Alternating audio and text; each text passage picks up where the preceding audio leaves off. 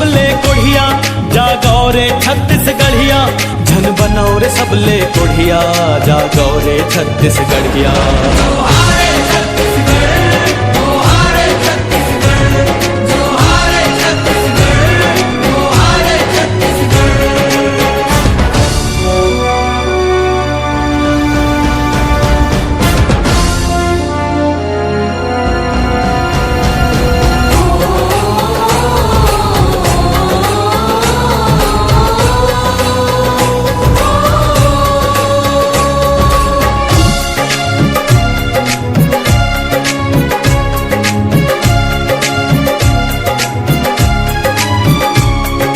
धान के कटोरा, तेंदू मऊहा के बोरा।